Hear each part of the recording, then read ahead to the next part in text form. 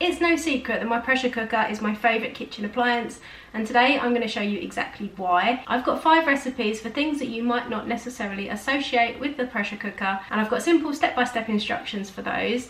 Now, my pressure cooker is a 5.7 litre Cosori pressure cooker, and this video is sponsored by Cosori, but I have been working with them for years and years, and I use one of their appliances in pretty much every single Meals of the Week video or recipe that I make. What I love about the Cosori pressure cooker is that it's actually a 9-in-1 multi-cooker as well, so you can literally make cakes in it, you can use it as a slow cooker, a rice cooker, you can steam, you can saute.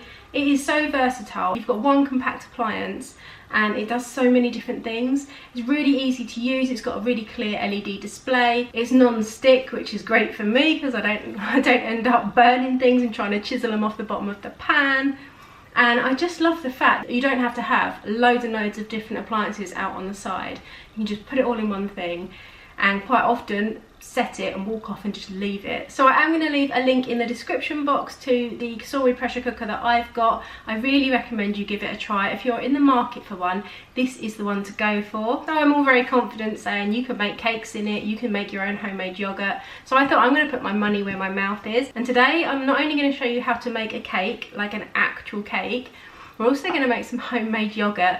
And I'm going to show you a few other ways that you can use this to save time and energy as well. They're all really simple recipes. I've done clear step-by-step instructions for all of them, so hopefully they're easy to follow along. Without any more rambling from me, let's go and have a look. If you watch my channel regularly, you'll know that I am absolutely appalling at cooking rice, and since having the pressure cooker, I've used it pretty much daily to make foolproof rice dishes. I used to buy a lot of the microwave pouches, which I don't do anymore either. So I thought I'd try this Cajun inspired dirty rice. The ingredients are really simple, it doesn't take very much prep, and it's really quick to do. And I just love the fact you can pop it in, walk away and leave it. So I'm using some beef steak mince. This is the 5% fat. This is going to serve 4 people and there's 250 grams in there. I've got a chopped whole red pepper and a chopped medium onion. Then I've also got a large stalk of celery. Even if you're not a big celery fan, I'm not that keen on it, it does work in this recipe. So you can't really taste it, but it does add something. We've got 240 grams of basmati rice, a garlic cube because I'm lazy, but if you wanted to use fresh garlic, you could use about 3 chopped cloves. I've got a tablespoon of Worcestershire sauce. You want about 2 tablespoons or 30 grams of Cajun seasoning. I'm actually going to use this Mexican chipotle fajita seasoning. It's got cumin in, it's very similar ingredients, so any kind of spice that you'd like to add. But if you wanted to be 100% correct, then you would need Cajun seasoning, or you could make your own version. I'm going to use 350 ml of stock, and I've also got 3 rashers of smoked bacon. That's about 90 grams. I've got spring onions and parsley to garnish. And then we're just going to need a little bit of oil. So we're going to start off by sauteing a little bit, and then we're just going to pop the lid on and let the pressure cooker do its job. So I'm going to start off by sauteing my ingredients just to give them a little bit of flavour, and then we are going to pressure cook. So I'm going to press saute, and I'm just going to leave it on high. I'm going to say 10 minutes, but we're not going to use it for that long. And just press start, let that come up to temperature. Now the pressure cooker's heated up, I'm just going to add a little bit of olive oil. I've got a chili infused one, but anyone would do. And then I'm going to add in my onions, peppers, celery, and my bacon, which I've just chopped up. I'm going to give that about 2 minutes, then we're going to add our beef and our garlic. After a couple of minutes, I'm going to add in my garlic and beef mince. I'm going to also add my seasonings, tablespoon of Worcestershire sauce. You could use any seasonings for this. You could use taco seasoning or a fajita seasoning, Cajun. Right, so what I've done now, I've cancelled the saute function. I'm going to stir through my rice.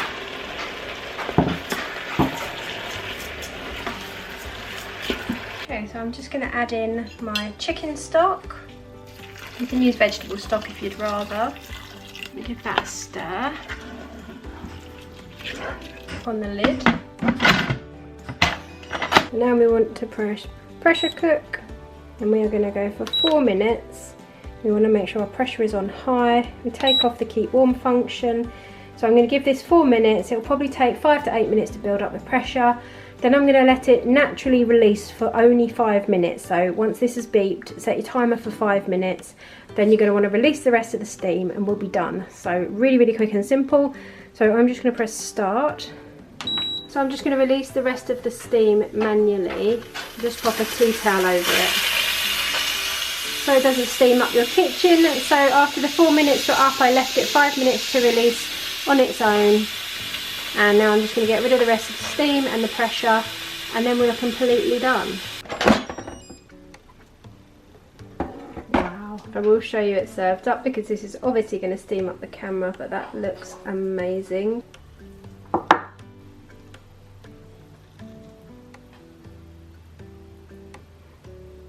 And there you go. You could serve this as a side dish, but honestly it's a meal in itself. You could add some corn on the cob, or if you wanted to add some chicken or something on the side you could, but it is definitely a meal in itself. And I think a load of fresh red chilies as always, and a massive serving of either sour cream or natural Greek yogurt, and that would be amazing.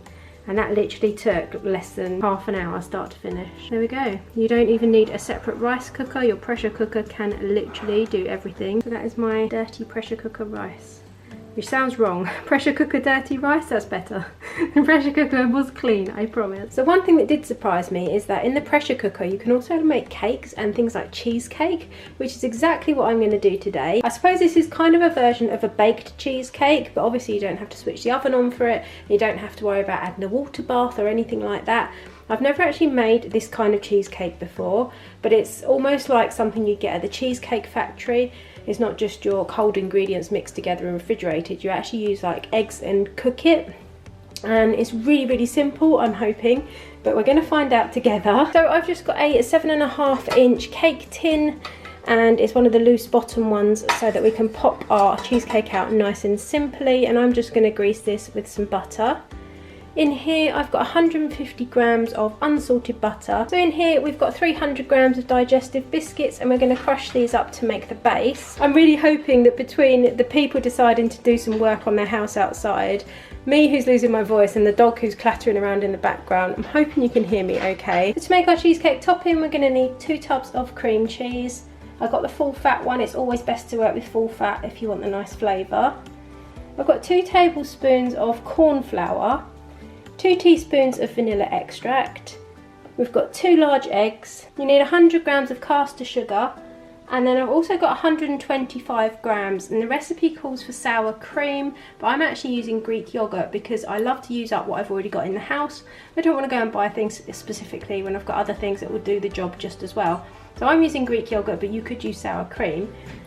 And that's basically it. So the first thing we're going to do, I'm going to get to smashing these up. So I'm going to pop them in a sandwich bag, get a rolling pin, and take out my frustrations on the biscuits.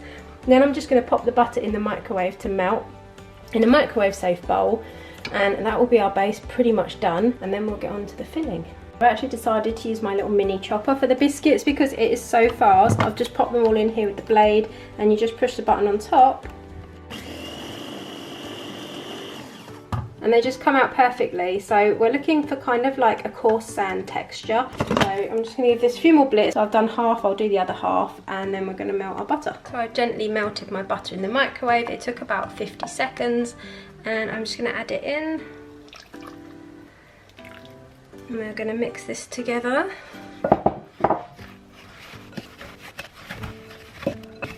And then I'm just going to rub a little bit of butter around the edge of my pan. I've just used a clean kitchen roll and a tiny bit of the melted butter that was left over, just like wiped out the bowl, and then use that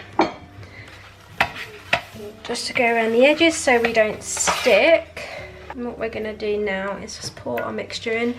This is going to be quite a thick base, just because it's my preference. I think it's the best part of a cheesecake, if I'm honest.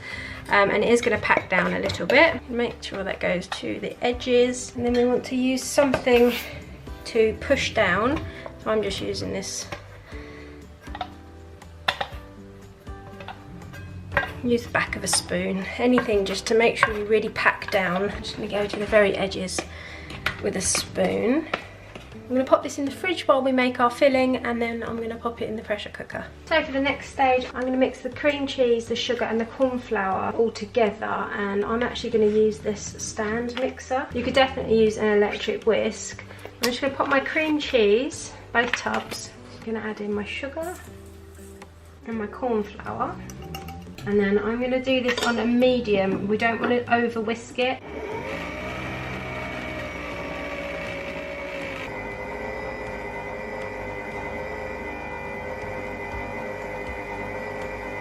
So halfway through whisking, I just got a spatula and went around the edges. To be honest, you probably have more control if you use an electric hand whisk to do this. I thought the stand mixer might be the best choice, but I don't think it necessarily is. I just wanted to be able to control like the speed, but it's definitely hard to get in the corners, especially if you're not filling up the whole bowl. So I'm going to pop this back on. So I'm now going to add in my sour cream, or my Greek yogurt that I'm using, and 2 teaspoons of vanilla extract. Then we're going to whisk this for another 15 to 20 seconds. Then we're going to add our eggs one at a time, and then we're only going to continue mixing until everything's combined. At this stage, you do not want to over mix it. I'm now going to add my eggs through my little trapdoor.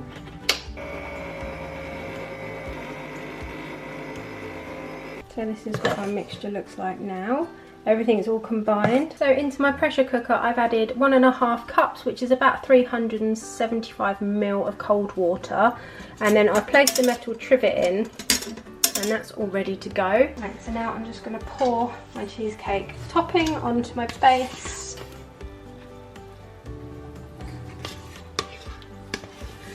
It smells so good. I'm just going to tap it.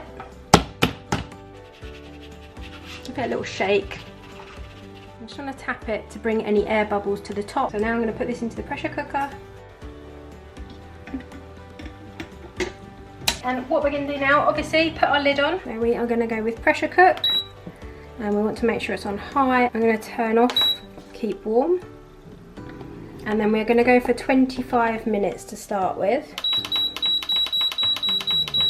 Beauty of this is that you can pop it back on at the end if it's not completely set. So we're going to do 25 minutes. We're going to let all the pressure release naturally, so we're not going to have to come back to it and open it. Only when all the pressure, I'm really sorry about the dog snoring, only when all the pressure is completely released, we can open it and check. If it's not quite done, we can always give it another 5 minutes, but we are going to start with this. So after 25 minutes, I opened the lid, and any water that's collected on top, you can just gently lay a paper towel over it to collect that. There will be a little bit of liquid because obviously it builds up steam, and that collects on the top. So I've let it cool probably for about 20 minutes, then I've popped it out of the tin just to show you that it's like worked. But the sad part is I'm going to now pop it back in the tin, and I'm going to cover it with foil and put it in the fridge. Should take like 8 to 10 hours, but if any of my sons find out what's hiding under the lid, then it will be gone. So fingers crossed you actually get to see it sliced into. I'm hoping they're going to leave it alone long enough. Really does need to chill even though it's been baked, because it will just set really nicely, and cheesecake is absolutely perfect ice cold anyway. So I'll be back with you in a couple of seconds, and for me it will feel like forever because I'm waiting to eat this, but I'm so impressed with how it's turned out. So the cheesecake's been in the fridge overnight and it has set really, really well. I'll just show you.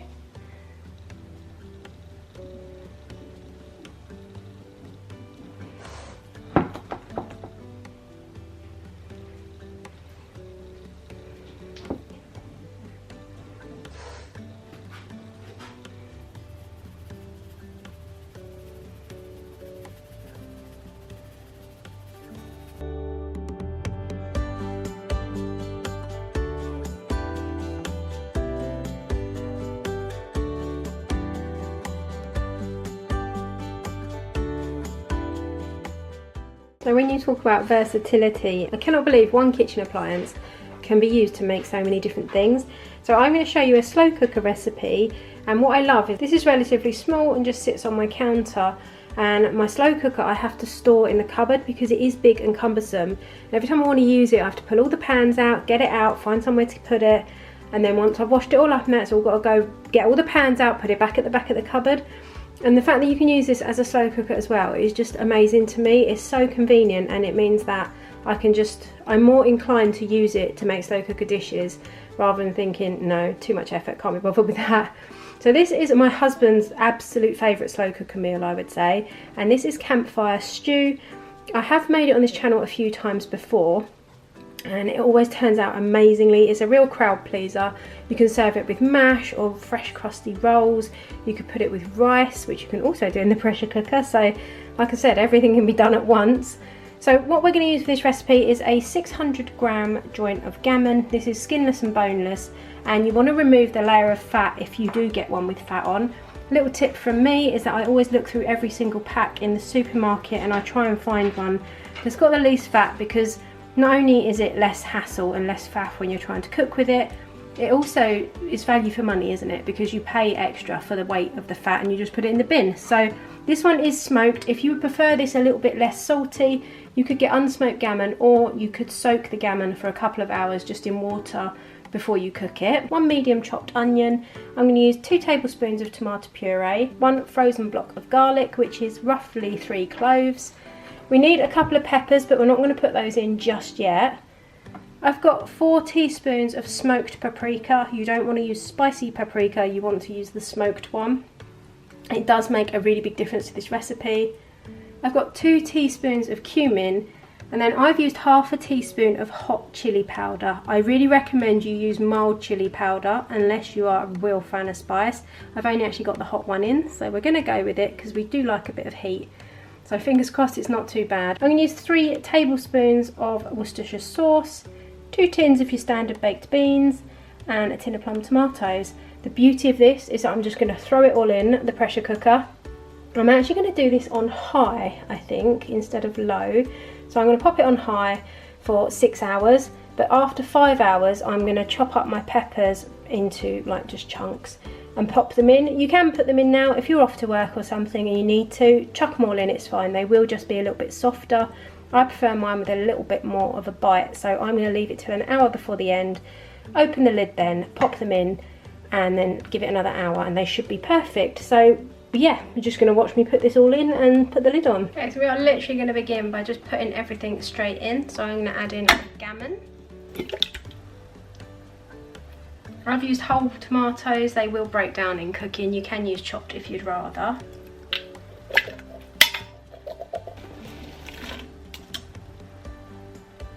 My spices.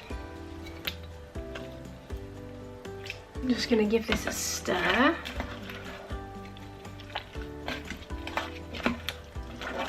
So we are going to go with a slow cook, and we are going to change this to high, and I'm going to give it 6 hours, and then after 5 hours I'll add my peppers, give it another hour, and that should be it done. So we are going to take off the keep warm function.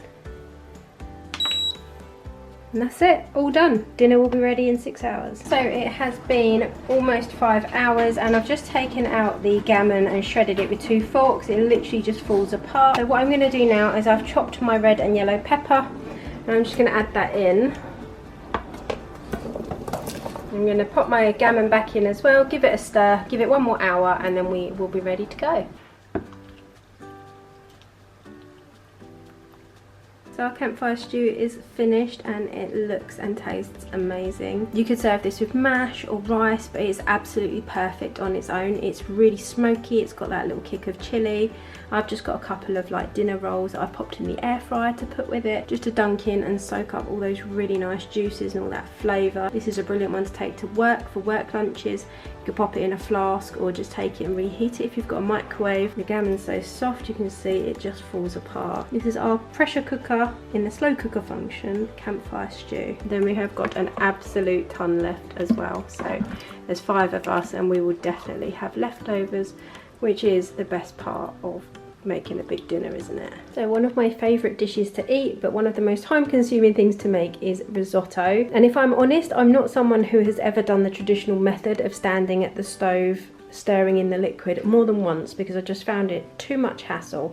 I know that's how you're supposed to do it, but I started to do mine in the oven, because I just put everything in a casserole dish, put the lid on, put the oven on, basically just walked away and left it. The thing is with that is that you're putting on a whole oven just for one small dish. So yes, I'm going to cook this in the pressure cooker. I thought about it the other day. I use the pressure cooker for everything else, so why not use it for this? So this is a really simple recipe. I've got 200 grams of smoked mackerel. I've just taken the skin off. We've got a medium diced onion. You need 190 ml of white wine, but I haven't got any white wine, so I'm using 1 white wine stock pot in 190 ml of water. We've got 100 grams of frozen peas, 250 grams of risotto rice, and then I've got 600 ml of chicken stock. I've used 2 stock pots in 600 ml of water, so it's going to be a little bit stronger than it would normally be. A bit of salt and pepper, and we just need some oil for the pan, and that's basically it.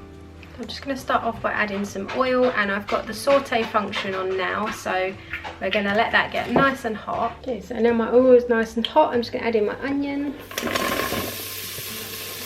I'm going to give that a few minutes to soften. Now my onion's nicely soft, I'm going to add in my rice. And you want to give this a stir until the rice starts to become a little bit translucent. It'll probably take a couple of minutes. Right, so now my rice has been cooking for a few minutes. I'm going to add in my white wine stock, or if you were using white wine, you could add that in now.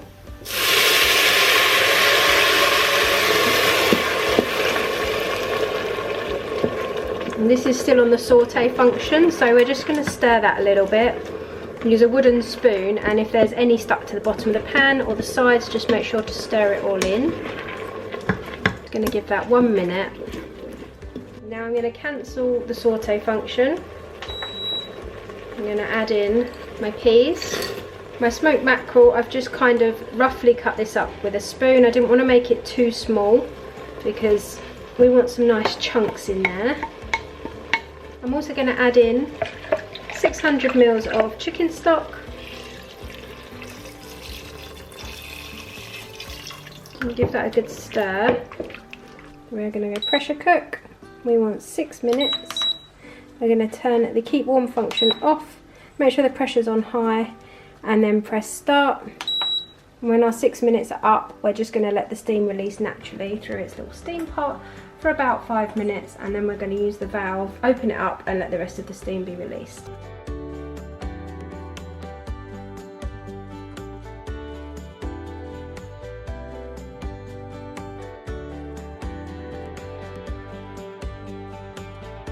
So here's our risotto finished, and I'm not gonna lie, when I first opened the pressure cooker I thought it was too wet, and I was gonna say actually reduce the amount of liquid, but within seconds it has absorbed back on itself. So once the steam was released, the rice has absorbed even more liquid, and it tastes absolutely amazing. It was so quick and easy to do, and if you don't like smoked fish, you could definitely replace it. You could do this as a vegetarian version and leave it out altogether. I've just put some parsley on top, some fresh cracked black pepper, and a little sprinkling of cheese. Parmesan would be amazing with this as well. And this is what it looks like in the cooker still. This would be perfect as well, topped with some fresh lemon, like a big wedge of fresh lemon or lime. The only thing I will say is that you could possibly have left the peas out and stirred them through afterwards. They have kind of gone a little bit, they've gone a little bit paler, which sometimes happens when they're overcooked. So if I was going to change anything about this recipe, I'd possibly put the peas in afterwards and just stir them through for a couple of minutes. But other than that, I mean, they taste fine. I've just tasted it. It is so nice. I cannot wait to go and eat this. So there you go, another thing you can use your pressure cooker for, and you don't have to stand and watch it or stir it or slowly add the liquid, and it's come out with just the right amount of bite to the rice. So 100% recommend this one. I'm really impressed. So even though my Cosori pressure cooker has a yogurt function on it, I didn't actually kind of register that you can genuinely make yogurt with it. I don't really know what I thought the yogurt button was for, but the fact that we go through so much yogurt and this is so cheap to make, this is going to make like 12 to 15 portions. It keeps in the fridge for ages. It tastes like 10 times better than supermarket bought yogurt, and you can put whatever you like in it. So I'm going to do this really basically. The only things you are going to need is 1.8 litres of milk. I'm using whole fat milk because it just gives a creamier yogurt. In here is 46 grams of yogurt. Any yogurt will do as long as it has live cultures in it, which the majority of yogurts do, but I made sure that I bought one that said live cultures on the tub just to be absolutely sure. But once you've made this yogurt, you can actually keep back a little bit of it from this batch to be your starter for your next batch of yogurt. This jug is just stained, by the way. When I've made like turmeric or something in it, the milk is not actually yellow. So the only other thing that you're going to need for this is a food thermometer. I've got a couple. This one my dad actually gave me, but they're super cheap. You can get them for a couple of pounds. And then I've got this one that's really good. It comes with like a wire attachment. Again, I don't even think this was very dear. Because you're going to want to keep an eye on heating. It's going to be a long process, but the pressure cooker does pretty much all of the work. So we'll get it started and then leave it to do its thing. So the first thing I'm going to do is pour my milk into my inner pot.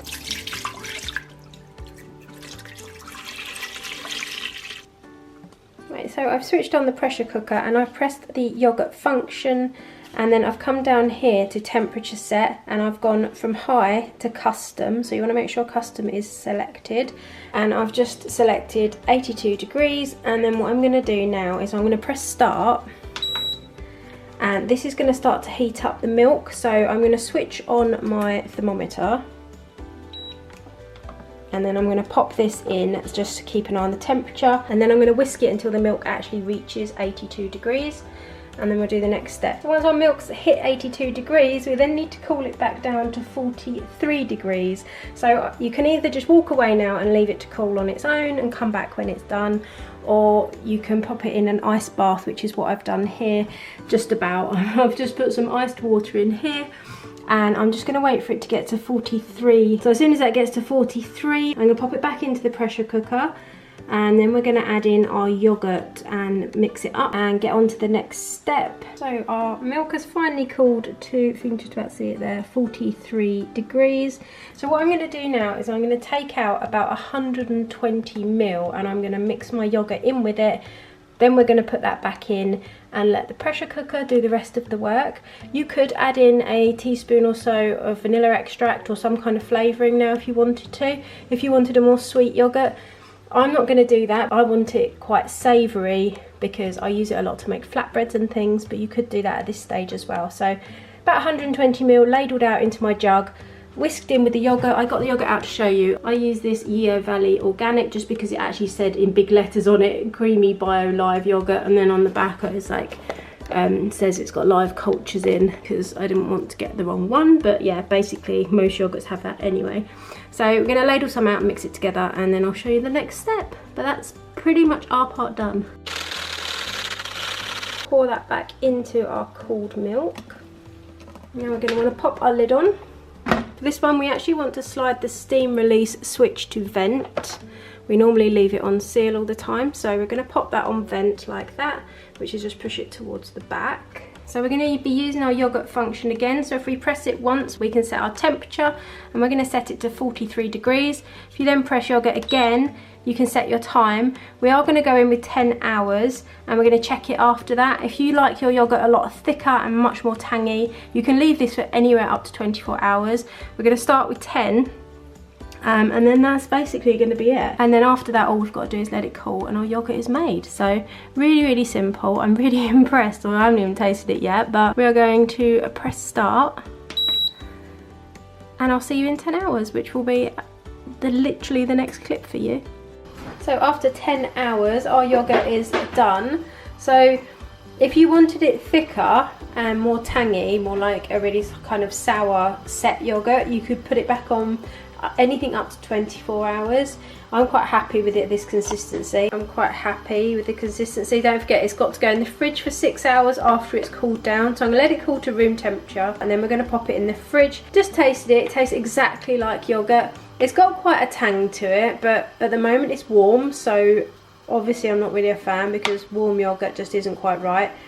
But once it's been in the fridge and set, I think this will be perfect. We'll come back to you when this is set. I'm actually going to leave it overnight because it's now 8 o'clock at night and I'm not getting up just to come and show you the yogurt. So I'll show you what it looks like in the morning.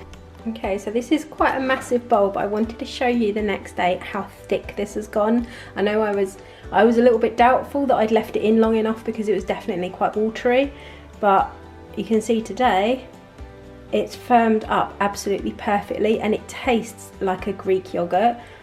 and I am absolutely amazed. You know, when you make something and you're just not 100% sure really, and you think, I really don't know if this is worth the time.